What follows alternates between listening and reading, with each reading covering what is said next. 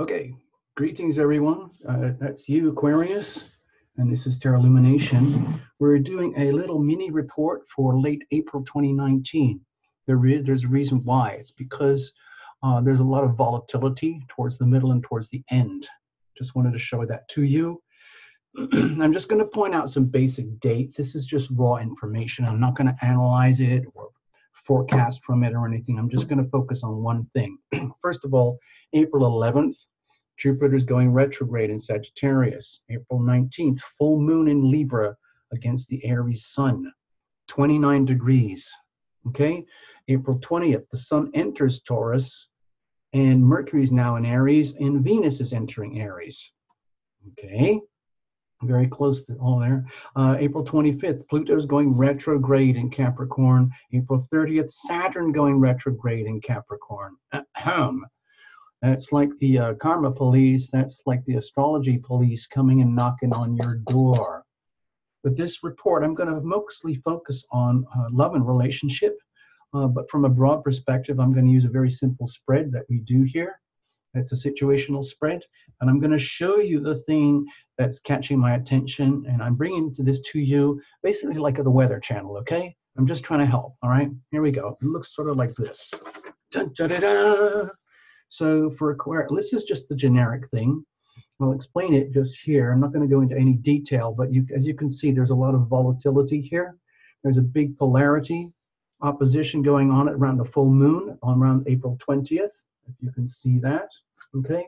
There's the moon 29 degrees, opposing the sun 29 degrees. And just shortly after, we have the Scorpio moon, almost 0 degrees or 1 degree, opposing Uranus, okay? That's like multiplying the volatility over here. And to add all that together, we have essentially what is a cardinal grand square here. Bam, bam, bam, bam. Capricorn, Cancer, Libra, Aries. I mean, this is on the North Node. I'm not going to talk about that now, but we still have this. So this is adding a lot of pressure. There's a lot of, basically heavy-duty, three-dimensional pressure regarding relationship dynamics. The Libra axis about always being there for the other, diminishing or setting aside the self in order to accommodate the other. And then there's the energy over here, which is saying, excuse me, well, what about me? Maybe it's time to flip this around. And things can get quite volatile. And then there's the policeman. And this is like the security guards watching over any kind of hazardous interactions. In other words, everybody, sure, go at it. Treat it like MMA, cage wrestling if you want to, if things get really heated up and everything. All I'm suggesting is be aware that there's a high possibility of volatility in love and relationship, communications, actions, expressions, whatever it is. And so for you, Aquarius, I'm just going to shuffle this around so it looks sort of like this. I'm putting you on the horizon here. And so you can see where it's happening for you in this part of your life. I'm not going to go into the details, but I just wanted to let you know. So it's right at the very tippy bottom of your chart and the very tippy top of your chart, the MC, okay? Basically the midheaven, the point of maximum ascension. And that's going to be under a lot of pressure for you, Aquarius. Let's get to the actual reading itself. No more analysis. I just wanted to illustrate. That's all I'm doing there is illustrating.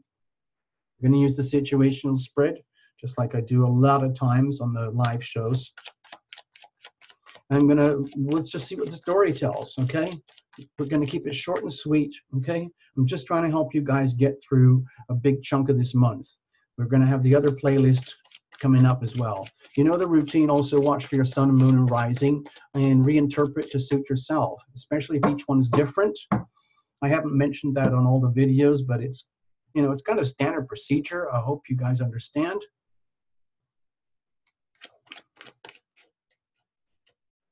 Cards were already well shuffled in advance of even recording, but I go to the last second so that you're a witness, and then I can feel comfortable myself. Okay, so bless these cards, bless the whole deck, bless every single card, bless you, Aquarius, invite your invisible friends, make the most of this, okay? Here's the situation. Here's the challenges with all of that stuff we talked about, and here's how we're going to handle it. And let's have a look. What is the surrounding energy like? I think of it environmental influences. Look at those big red marks. Think of that as the environmental influence. Think of that as the weather. And we have the King of Swords here. So there's an absolutely no messing around kind of energy surrounding you for late April, Aquarius. It's very, very important. My feeling here is that it's incredibly important that you stand in your integrity. You stand in your power to the point of being absolute. In other words, like it's literally like being fearless. Like if you are being challenged, and if you are like quaking in your boots, and there are things happening in your like love and life and relationships, your world, everything. I mean, it isn't just necessarily love. It could be, you know, just your life in general, the people closest to you. My feeling is that there's a couple of things going on here. Because of your ability, Aquarius, to be very detached and cool in sometimes very challenging situations, you might also be called upon to be the wise one here, the one who does have the answers, and the one who can be trusted, and the one who has genuine, legitimate, let's say, expressions about this. There's going to be, it's going to be different for everybody, but with that axis, that big red thing I showed you, it's just volatility and combustibility, right? And so my feeling is you're going to be under a lot of pressure to maintain your integrity, to speak the truth, know the truth, act upon the truth, and do not waver.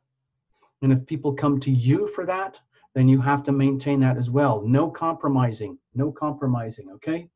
Let's put this aside for a moment. What about the situation itself? Okay, so we've got the Two of Wands here. So my feeling is that as you go through the month, as you progress, if you've digested just even a glimpse of this reading, you might be actually thinking to yourself, I can handle that. I hear what TL's talking about. I get it, but I'm kind of prepared already. I had so much to deal with the last couple of years with all that Leo Aquarius stuff. I am battle hardened. I'm going forward innocently into all this vortex, just like the rest of you, just like everybody else, just like my other partners, my other halves, my significant others. But I feel like I can handle it. And I'm very broad-minded, open-minded, and willing to take things as they are, not imposing any kind of solid, hard expectations about it has to be this way, this way, this or this way. To me, it looks like you're allowing yourself to go into, it's almost like being a storm chaser. To me, it looks like you're almost like being a storm chaser, knowing all the hazards are out there, and you're going forward anyway, knowing that you already have certain skills, gifts, and talents that are going to allow you to get very deep into the vortices of these energies that are swirling and highly combustible and come through basically unscathed. You might be the wise one. You might be the one to whom everyone's turning, okay? Now, what's the challenge with this? Okay, so with the Nine of Swords here, well, my feeling is the challenge is that you're going to be like, it's like having to face your own inner turmoil and yet keep a very cool, calm exterior. Like, to me, these look highly contradictory right now. Like inside, you might be absolutely quaking. You might be fully aware of that little chart that I showed you and all the stressors that are going on with it. However, it looks like there's a part of you which is all about the equanimity, the balance, the harmony, and about what is wanting the best for the world, which includes love, life, and relationships, and your whole life in general. My feeling is that you know this already, and the challenge is maintaining your integrity despite all the incredible stressors that you're carrying inside of you, because you're going to experience stresses just like everyone else because of this dynamic. No one is immune from this theme towards the end of April. So you're going to have your fair share of stressors externally and internally, all of it. And it's just going to pile up and pile up and pile up. And the thing is, maintaining your integrity throughout all of this. It's tough to do. So how are we going to handle that? Okay, more swords over here. My feeling is to, number one, give yourself permission to not make any decisions right now. Like with these retrogrades, you know, these are very heavy retrogrades coming, and you might already be feeling it. I mean, the actual dates are towards the end of April, but you know, the outer, with the heavy planets, especially like the seriousness of Saturn in Capricorn and Pluto in Capricorn, my feeling is that you would have every right to basically put a huge pause on any important decisions, and instead tune in to almost like what you might call the clairvoyant, clairsentient, clairaudient part of yourself, and allow the messages and information that you need to come to you before acting on it. So it looks like a tiny little reading, but the way I'm feeling it is that these retrogrades that are happening are going to be a big chunk of the rest of the year. It's going to put a lot of pressure on all of us to reevaluate, rewind, reprogram, reformat, reappraise, restructure our lives in every way, shape, or form, but in a very slow, deep, purposeful, meaningful way that might be very hard to understand from the surface of life, okay? And so it comes upon you, Aquarius, to somehow or other maintain equilibrium, harmony, and balance by being very, very careful with your words, your thoughts, and understanding how thoughts turn into deeds, which turn into consequences, okay? Be extremely aware of the volatility of communications right now, and at the same time, be aware of all the, what I would think of as psychic information coming to you from the great beyond. Please, I would ask you to invite your invisible friends to join you and stay very, very close to you and with you towards the end of April and throughout the rest of this year, frankly.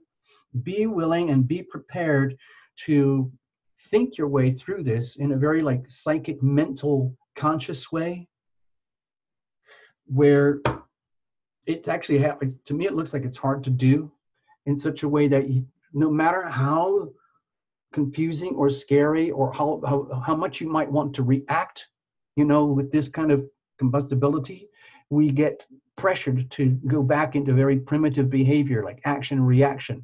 If somebody yells at you, you yell back. If somebody accuses you of something, then you accuse them. Like, well, what about you? And blah, blah, blah. And so on and so on. And that just adds more fuel to the fire and just making things worse and worse and worse. So my feeling, it's whether you like it or want it or know it or not, it ends up being your responsibility to like maintain the order, maintain the structure, maintain the peace for the good of humanity. And that can mean having to carry a lot of your inner stresses, knowing that this stuff is going on anyway, but not taking it personally.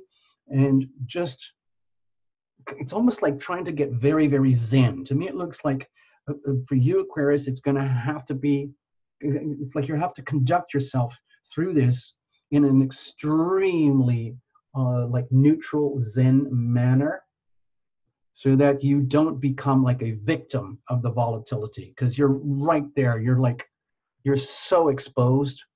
Like it's almost like anything and everything that could be stressful can come to you. It's like you're a completely open antenna, like all your like whiskers, your feelers, your psychic antenna are on like high alert here. And you need to be that way so that you don't come unglued. You need every piece of psychic information coming to you in order to get through, and not take it personally. Just treat it all as information. In other words, let's go back to this. It would be so easy to be, okay, it'll be over here for you. It would be so easy to really take it personally, and how, I mean, like your whole like world and sense of home and destiny could be convulsing in terms of relationships. How is that all going to work out? And because you're a human being, you would feel it in your body, and the natural, like the limbic system, your amygdala would respond perhaps with more volatility and more combustibility, which is just going to make it worse. So all I'm suggesting here is just be aware that this is highly volatile weather astrologically, and you are as vulnerable as anyone else, and the heavens are asking you to maintain your cool. Keep your cool, because you're probably the one who's best capable of doing that, no matter how stressful things get. Okay, so I'm going to leave it at that. All right, Aquarius, watch for your sun, moon, and rising, all those things, and reinterpret however you want. Thank you for being here. I love all the subscribes, the likes, the notes, the comments. I love it. Please consider becoming a member, and also please consider very carefully how you activate the bell on your subscription. Okay, bye-bye.